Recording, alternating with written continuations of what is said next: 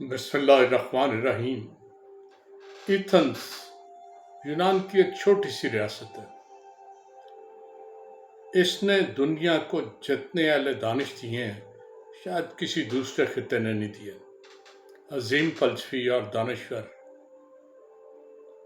سقراط، جس نے زہر کا پیالہ پی لیا تھا، سچائی کی خاطر اسی سرزمین سے تھا۔ اس کا شاگرد افلاطون یہیں سے تھا، جس نے سیاست کی ساری گتھیاں سلجھائیں۔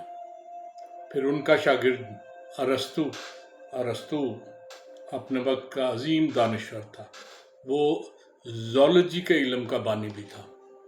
تو یہ سارے اس طرح کے بکرات میڈیکل سائنس میں آج بھی وہ صفحے اول میں نظر آتا ہے۔ تو یہ سارے کے سارے لوگ اسی سرزمین سے تعلق رکھتے تھے۔ سولن ایک شخص تھا جو یونان کے 7 عقل مند ترین لوگوں میں شمار ہوتا تھا۔ اس نے ایک قانون مرتب کیا جس کے تحت وہاں کا آرچ عوام کی اکثریت منتخب کرتی تھی۔ آرچ انتہائی طاقتور شخص ہوتا تھا۔ اس کے بعد عدلیہ اور انتظامیہ کے سارے اختیارات تھے، جیسے کسی زمانے ہمارے کمشنر یا ڈپٹی کمشنر کو ہوتے تھے، بالکل اسی طرح۔ ایتھنز میں ایک شہری تھا، پیسس، بڑا ہردل عزیز، لیکن وہ خود نمائی کا شکار تھا، بہت تیز ترار تھا۔ اس کی خواہش تھی کہ کسی طرح آرچ کا عہدہ حاصل کر لے۔ اس نے لوگوں کو یہ بتانے کے لیے یا لوگوں کی ہمدردیاں حاصل کرنے کے لیے خود کو تھوڑا سا زخمی کر لیا اور کہا کہ مجھے دشمن مارنا چاہتے ہیں اور حکومت سے اجازت چاہیے کہ میں اب تو بچ گیا ہوں، لیکن مجھے اجازت دیں کہ میں اپنی حفاظت کے لیے کچھ لوگ اپنے ساتھ رکھوں۔ اجازت مل گئی۔ اس نے اپنے ساتھ بڑے کرو فورس سے پولیس کا ایک ہجوم ساتھ رکھا اور پھرنے لگا۔ ایتھنز کے چند دنوں میں اس کا حلیہ، اس کا انداز دیکھ کے لوگ اسے بڑے آدمیوں میں شمار کرنے لگے۔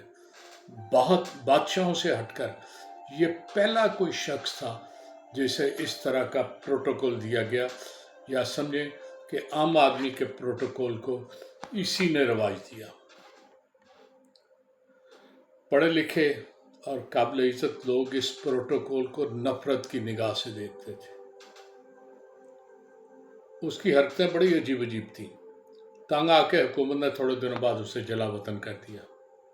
جلا وطنی کی مدت ختم ہوئی تو پھر وہ واپس آیا اور پورے پروٹوکول اور شان و شوکت سے پھر شہر میں گھومنا شروع کر دیا۔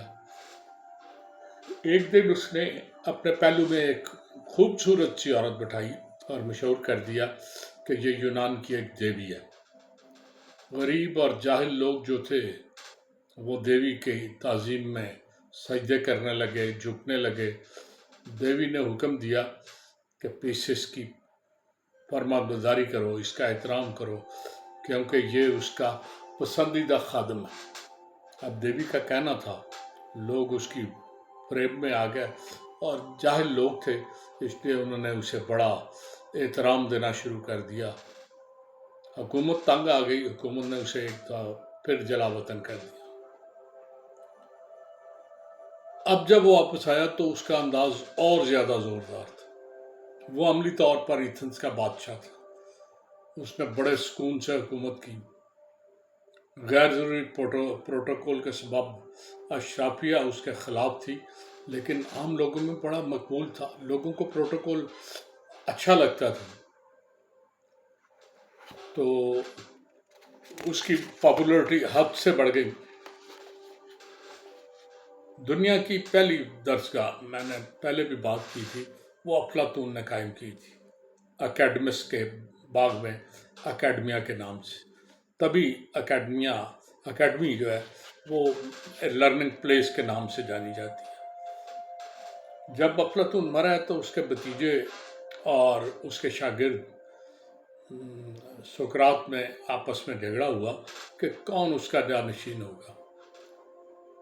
नतीजा भतीजे के हक में आया तो सुकरात वहाँ से चला गया। सुकरात ने एक दूसरी जगह एक बाग था लाइसम के नाम से, वहाँ एकेडमी शुरू की। आपने देखा होगा बड़े स्कूल लाइसम के नाम से शुरू होते हैं, तो लाइसम वो बाग था जिसमें अरस्तु ने अपनी एकेडमी पहली दफ़ा शुरू की थी। पीसिस वो शख्स था,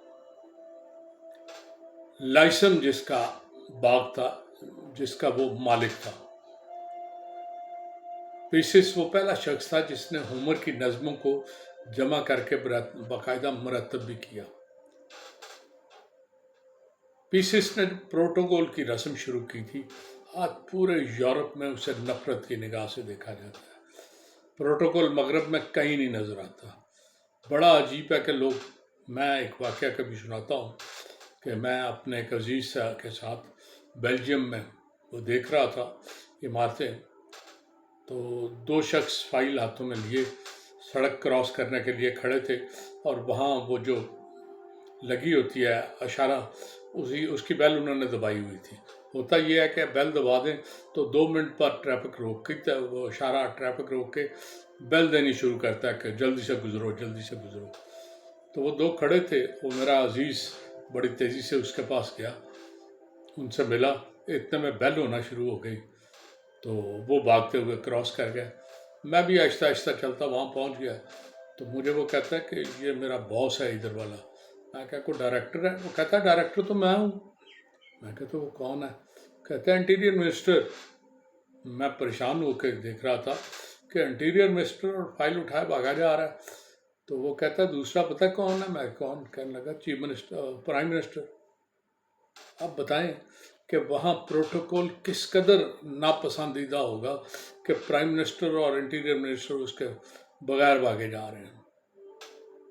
हमारे यहाँ तो अमकाना प्रोटोकॉल है। मेरा एक स्टूडेंट है, वो गलती से नायब नाज़िम हो गया, वो मेरे पास मिलने आया, तो मैंने देखा एक पिजारो जीप थी या लैंड क्रूज़र थी, उसमें वो बैठा हुआ, साथ 2-3 गनमैन और पीछे एक डाला जिसमें 6-7 गनमैन। मैंने कहा तुम्हारी जान को ख़तरा है? कहता ख़तरा नहीं, लेकिन मैं नायब नाज़िम हो गया हूँ, तो मेरे अजीज़ों, मेरे रिश्तेदारों का तकाजा है कि ऐसे जाया करो। अब क्या करूँ? मैं कहा वो तो जाहिल है, तो तुम? कहता जी मुझे उनके साथ रहना है। जब वो कहते हैं, ख़र्चा भी देते हैं बंदों को, तो मैं क्या करूँ? मैं मजबूर हूँ। तो ये हमारे यहाँ प्रोटोकॉल का एक मसला है कि जिसके बगैर हमारे बंदे रह नहीं सकते। ये एक नफ्सियाती बीमारी है जो अछूत की तरह हर बंदे को लग रही है। हर बंदा जो गलती से कहीं इलेक्ट हो जाता है, चाहे छोटी सी पोस्ट पे हो, वो प्रोटोकॉल का मोहताज हो जाता है। काश हम इस प्रोटोकॉल से निजात हासिल करें और बहुत से हमारे अखराजात बच जाएंगे। इजाज़त चाहूँगा। अल्लाह।